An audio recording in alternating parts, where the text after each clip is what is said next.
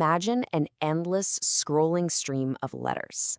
A, C, T, G. No spaces, no punctuation at all. To the untrained eye, it's just absolute chaos. But to a bioinformatician, oh, this is the ultimate cryptographic puzzle. Somewhere in this raw, continuous stream of 3 billion nucleotides are the exact instructions for life. So the big question is, where are the genes? Welcome to this BioinfoBytes explainer. Today, we're diving straight into decrypting the genomic cipher. We're going to step into the shoes of biological codebreakers to see exactly how modern algorithms separate the true genetic signal from just an absolute ocean of noise. Okay, let's dive into this because the scale of this problem is honestly staggering. You might think most of your DNA builds the machines that run your cells, right? But look at this, just 3%. Human genes make up only 3% of the entire genome. We aren't just looking for a needle in a haystack here. We're literally looking for one microscopic thread hidden inside a massive mountain of identical threads.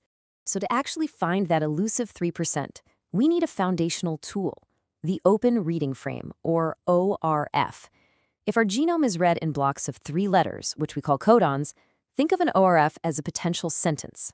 Finding an ORF is really step 1 in parsing out any meaning from all that genetic static.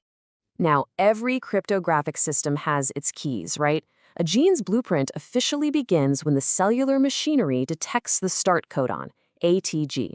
It reads the sequence, codon by codon, until it hits a definitive endpoint, one of 3 specific stop codons, TAA, TAG, or TGA. Start to stop. That right there is your potential gene. But hold on, how do we know it's a real gene and not just random gibberish? Well, it comes down to math.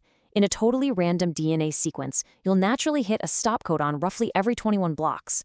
But an average protein blueprint, that requires about 300 codons. So if our algorithms scan the code and find a massive, unbroken stretch of hundreds of codons, that's a glaring clue we found something real. Now, what's really interesting about this slide is the ultimate complication. DNA is double-stranded.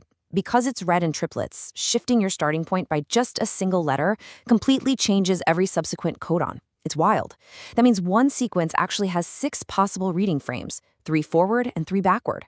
Algorithms have to scan all 6 simultaneously to find the one single frame that actually makes a functional protein.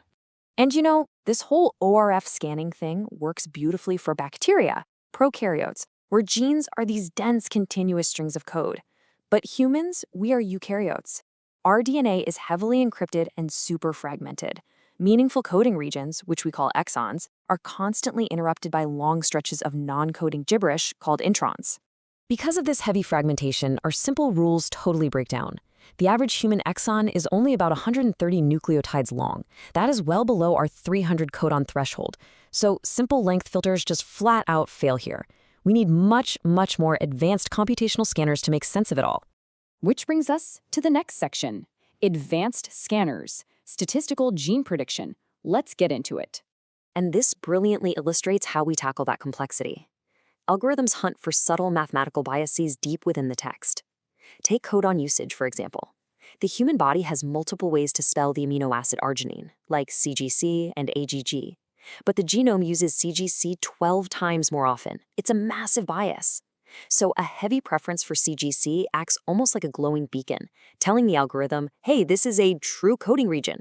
To process all these complex biases, bioinformaticians use hidden Markov models, or HMMs. Think of them as highly advanced predictive text algorithms on steroids. Frameworks like GeneScan merge every single statistical clue together. Codon biases, start sequences, and splice site dependencies. They evaluate whether the code mathematically looks like a real gene. Moving on to the final piece of the puzzle, physical validation, mapping the code with RNA-seq. Now, at the end of the day, a computational prediction is still just a prediction. To know for absolute certain, we have to move into the lab with RNA sequencing. RNA-seq captures the actual final process transcripts that the cell produces, after those annoying introns have already been spliced out by the cell's own machinery. The physical lab process is an absolute marvel. First, RNA is extracted, converted into cDNA, and then sequenced by synthesis. As new DNA strands are built, fluorescently labeled nucleotides emit unique colored signals. It is literally a flashing light show of A's, T's, C's, and G's. That incredible visual data is then exported for the final computation. Let's move to the next slide and see how this all builds together. Millions of those flashing signals become short RNA sequence reads. We clean up that data and computationally align these millions of fragments right back onto the master reference genome. Where they land proves exactly where the true exons reside, totally validating our algorithmic predictions. It's basically the ultimate biological fact check. Beneath the complex statistics, the hidden Markov models, and the multi-million-dollar sequencing machines, the logic remains beautifully, elegantly simple. ATG to stop, start to finish. That is how genomes speak. We've moved all the way from a chaotic, scrolling stream of letters to confidently mapping highly fragmented genes. But as our algorithms sharpen and we sequence deeper and deeper into the transcriptome, the puzzle only gets richer. So I'll leave you with this. As we map the most elusive gene fusions and transcript isoforms, what untouched, hidden layers of the biological cipher will we decrypt next? Thanks so much for joining me on this explainer.